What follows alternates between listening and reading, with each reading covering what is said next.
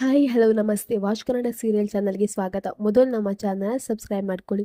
ನಿನಗಾಗಿ ಸಂಚಿಕೆಯಲ್ಲಿ ಏನಾಗೋದಂತ ನೋಡೋಣ. ಸಂಚಿಕೆ ಪ್ರಾರಂಭದಲ್ಲಿ ರಚನಾ ಮಲ್ಕೊಂಡಿರ್ತಾಳೆ. ಆದರೆ ಅವಳಿಗೆ ಜೀವ ಹೇಳಿರೋದೇ ನೆನಪು ಬರ್ತಾ ಇರ್ತದೆ. ಜೀವ ಹೇಳಿದ್ದು ಅಂದರೆ, ನಾನು ನನ್ನ ಹೆಂಡತಿನ ಸಾಯಿಸಿದವರನ್ನು ಯಾವತ್ತೂ ಬಿಡಲ್ಲ, ಅವರನ್ನ ಕಣ್ಮುಂದೆ ಇದ್ರೆ ಅವರನ್ನಂತೂ ನಾನು ಸುಮ್ಮನೆ ಉಳಿಸಲ್ಲ ಅಂತ ಹೇಳಿದ್ದು ನೆನಪಾಗ್ತಾ ಇರ್ತದೆ.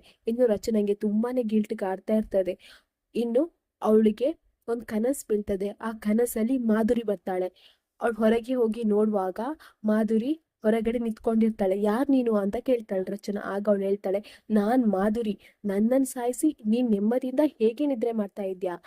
ಇವಾಗ ನನ್ನ ಮಗಳಿಗೂ ನನ್ನ ಗಂಡನಿಗೂ ನೀನ್ ಮೋಸ ಮಾಡ್ತಾ ಇದ್ಯಾ? ನಿನ್ನನ್ನು ಸುಮ್ಮನೆ ಬಿಡಲ್ಲ ಕಣೆ, ನಿನ್ನನ್ನು ನಾನು ಸಾಯಿಸ್ತೇನೆ ಕಣೆ, ನೀನ್ ಯಾಕೆ ಬದುಕಿರ್ಬೇಕು ಅಂತ ಹೇಳ್ತಾಳೆ ಮಾಧುರಿ.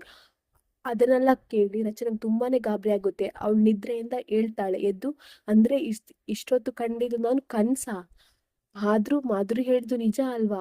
ನಾನ್ ಯಾಕೆ ಬದುಕಿರ್ಬೇಕು?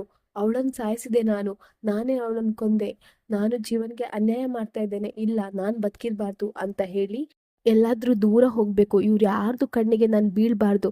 ಹೌದು, ನಾನು ಈಗ ತಗೊಂಡ ನಿರ್ಧಾರ ಸರಿ, ನಾನ್ ಇವರಿಂದ ಎಲ್ಲರಿಂದ ದೂರ ಹೋಗ್ತೇನೆ ಅಂತ ಹೇಳಿ ಮಲ್ಗಿರುವ ಕೃಷ್ಣ ಮತ್ತೆ ಜೀವನ್ ನೋಡಿ, ನನ್ನಿಂದ ತಪ್ಪಾಯ್ತು, ನನ್ನನ್ನು ಕ್ಷಮಿಸ್ಬಿಡಿ ಅಂತ ಹೇಳಿ ಇಬ್ರಿಗೂ ತಲೆ ಸವರಿ ಇನ್ನು ಜೀವನ ಹತ್ರ ಹೋಗಿ, ಸಾರಿ ಜೀವ, ನಾನು ನಿಮ್ ಮುಂದೆ ನಿಲ್ಲೋ ಯೋಗ್ಯತೆ ನನ್ಗಿಲ್ಲ, ನಾನು ಈಗಲೇ ಮನೆ ಬಿಟ್ಟು ಹೋಗ್ತೇನೆ ಅಂತ ಹೇಳಿ ಅವಳು ಅಲ್ಲಿಂದ ಮನೆ ಬಿಟ್ಟು ಹೋಗ್ತಾಳೆ.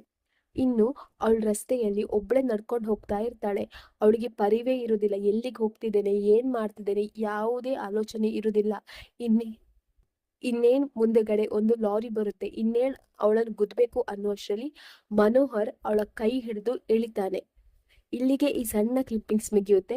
ನಮ್ಮ watch Kannada serial channel subscribe ಮಾಡ್ಕೊಳ್ಳಿ.